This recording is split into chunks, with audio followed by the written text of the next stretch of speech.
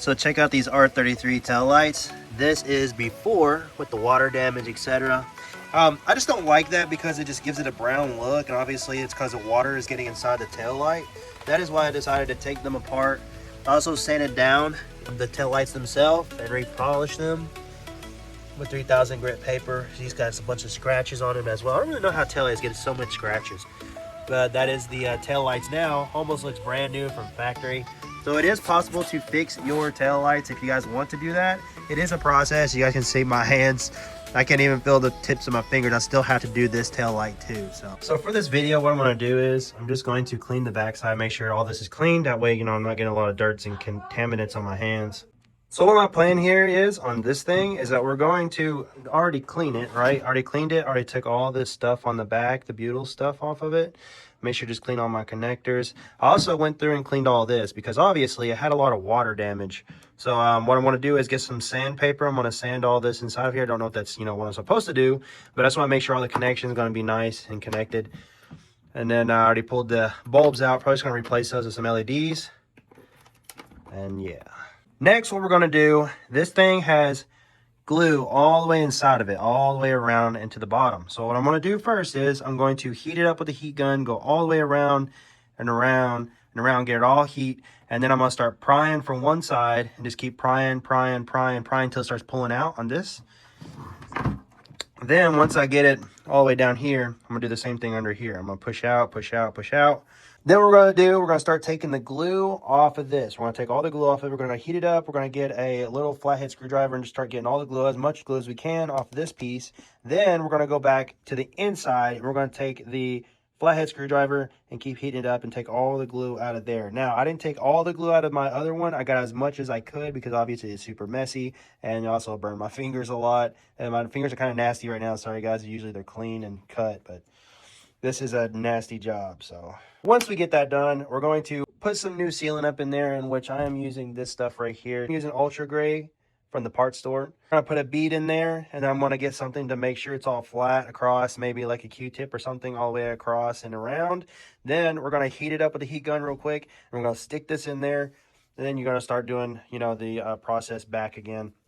We're going to, heat all this up in here. We're going to push this back down. We get it all nice and hot. Same thing here. There's a tab here and a tab here. So when you get this out, you got to get this tab off first, start prying it out. And make sure you get it really hot, because if not, you're probably going to break this, and you guys don't want to break this.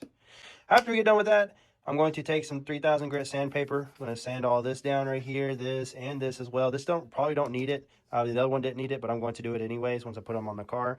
But 3000 grit sandpaper, then we're going to use some ultimate polish. I've actually was just trying to playing around with it. I was using both of these polishes. I mean, either way, I think one polish will work, but I don't know. Maybe I thought there's a better method. Who knows? And then, yeah, everything should be good as new, and put it back together and put it on the car and let it cure for about 24 hours. So as you guys can see how it's pulling apart, it's glue all the way inside of that. Another reason I went with the gray is because this thing had a gray on it as well. But for the actual outside, we're going to use something a little bit different. But as you guys can see up in here, look at all that brown. That's where all the rust is coming from. What I'm going to do is I'm going to use this reflective tape and put it over that once I sand it all down, get it as best as I can. I try to actually take them out, but something about this little piece here won't allow me to pull it out. So we're just going to do the best we can. I'm going to put a little bit of reflective tape also here in the bottom, as you guys can see. This is where it's all dirty. This is what it kind of looks like after you kind of like heat it all up. You take your little flathead in there and you just kind of push all the material up and out. Now what we're going to do is let this, and we're going to take all this stuff, put it in the garbage can underneath my feet. Then whenever we go back, we're going to reseal that. So this is what the inside of it looks like. Just all dusty. Got some rust up in there. What we're going to do is shake all that stuff out. We're going to clean all this stuff off of the outside as well. I've already done the tail light part of it, so we're just going to work on that. Then we'll clean off the inside. So next, I'm just going to throw some this Crest White that I have up in here. And we're going to clean it, basically. There we go. And we're going to use an old toothbrush I'm throwing away. Okay. Beep, beep, beep, beep, beep. Then after some scrubbing, I still got to get some in that corner. But everything else, and maybe a little bit in that corner, everything else is nice and clean. Most of the glue is off. And yeah, we're good to go. Next up, we're going to clean all this out, top and bottom. Then I'm going to heat this up, pull this out, clean the inside of this as well.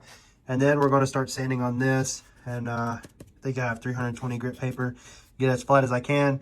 That way that the reflective sticks onto it. And we're going to put the reflective on the bottom as well, just to give it more brightness. Now here's where the tack was. And here's another tack here. I just heated it up and pulled it off. You gotta be very careful because you will break it, as I kind of did on the side piece here, but I mean, it's still not noticeable. Probably won't see that while it's in the taillight anyway. So we're gonna get this all cleaned up and nice. Still working on getting it cleaned up. I need to get like a little toothbrush or something like that to get the corners here.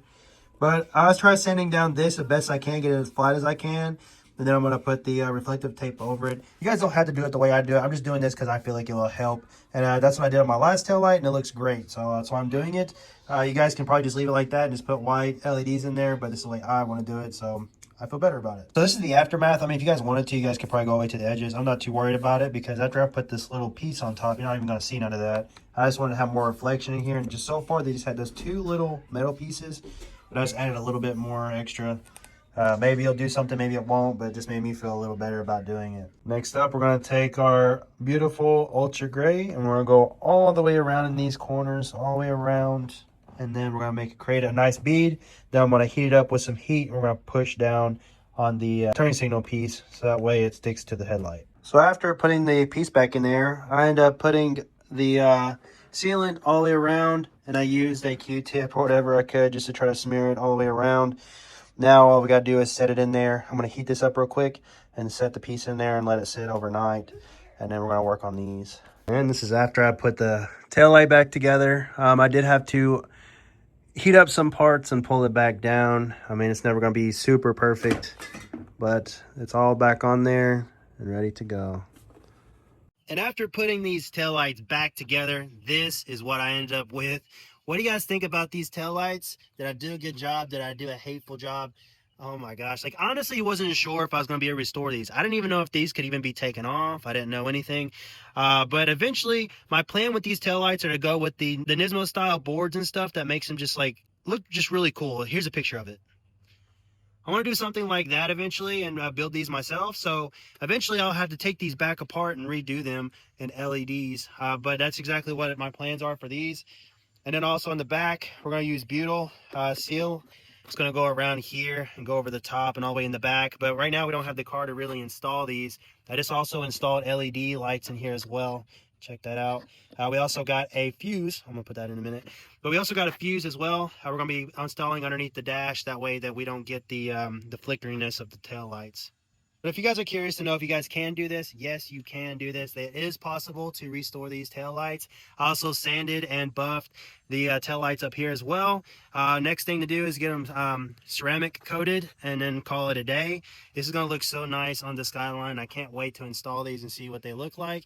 Back whenever they were stock on the car, before I got the LED set up, they were also in bad condition. I didn't think they were worth fixing, and I just went ahead and sold them. Now we are back, and we redid it the right way, and I'm really happy that I did. I can't wait to see what they look like. Until then, make sure you follow and like for more. Peace.